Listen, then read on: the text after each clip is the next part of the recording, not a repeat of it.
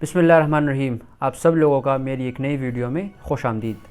آج کی اس ویڈیو میں کچھ اہم ایشوز پر بات کریں گے، جن میں سب سے پہلے معیشت ہے۔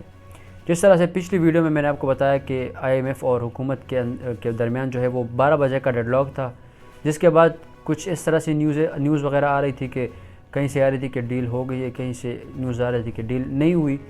لیکن اب کافی حد تک اس میں کلیریفیکیشن آ چکی ہے۔ جو IMF کا وفد ہے وہ پاکستان سے چلا گیا ہے، اور اس بات کے ساتھ کہ ہم نے جو آپ کو شرائط دی ہیں اس کو آپ امپلیمنٹ کریں پہلے، اس کے بعد ڈیل ہوگی۔ کیونکہ اس کی بھی ایک وجہ ہے،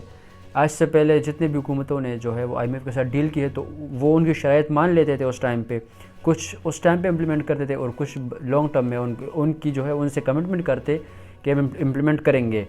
لیکن پھر اس پہ اس طرح سے امپلیمنٹیشن نہیں ہوتی تھی اور IMF جو ہے وہ معاہدہ پھر خراب ہو جاتا تھا۔ ہمارے پاس جو ہے وہ ریسنٹ میں ایک ایگزامپل موجود ہے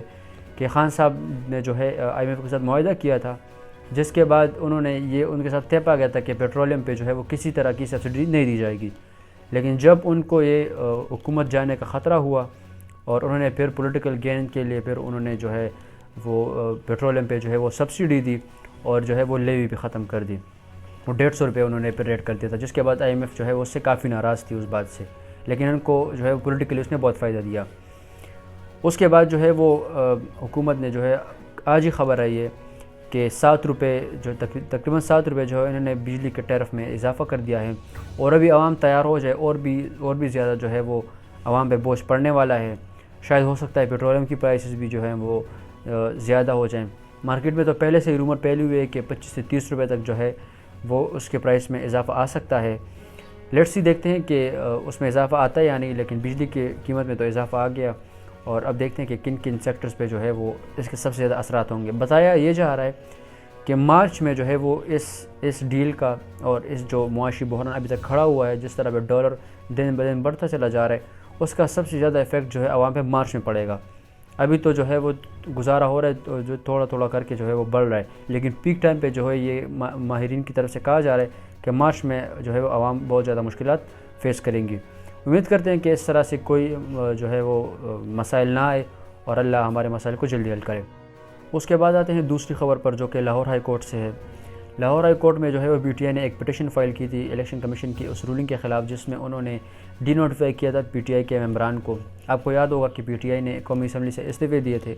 اور پھر جو ہے وہ راجہ پرویز اشرف صاحب نے اسپیکر قومی اسمبلی انہوں نے کہا کہ ایک بندہ PTI کا آئے گا اور وہ اپنی ریزن بتائے گا کہ کیوں وہ استعفیٰ دینا چاہ رہے، تو پھر اس کے بعد وہ سوچیں گے کہ اس کو منظور کرنا ہے یا نہیں کرنا۔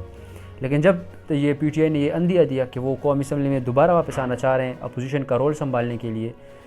اپوزیشن جو حکومت ہے ان کو اعتماد کا ووٹ لینے کے لیے، تو اسپیکر نے جو ہے وہ ایک ہی ساتھ میں ایک دن 35 اور دوسرے دن بھی تقریباً 30 جو ہے وہ استعفے منظور کر لیے۔ جس کے بعد PTI نے جو ہے وہ لاہور ہائی کورٹ میں ایک پٹیشن دائر کی کہ جو بندے ڈی نوٹیفائی ہوئے ہیں وہ اسمبلی سے جانا نہیں چاہتے، اور یہ ڈی نوٹیفیکیشن کو جو ہے وہ واپس لیا جائے۔ جس کے بعد PTI کی بہت بڑی جیت ہوئی، اور وہ جو ممبران تھے ان کی جو ہے وہ الیکشن کمیشن نے جن بندوں کو ڈی نوٹیفائی کیا تھا وہ نوٹیفیکیشن جو ہے وہ معطل کر دی گئی۔ اس کے بعد آتے ہیں دوسری خبر پہ، جو کہ دوبارہ سے PTI کے لیے ایک بہت ہی جو ہے وہ ایک بڑی جیت ہے۔ عمران خان صاحب نے 2 اسمبلی تحلیل کی، پنجاب کی اور KP کی۔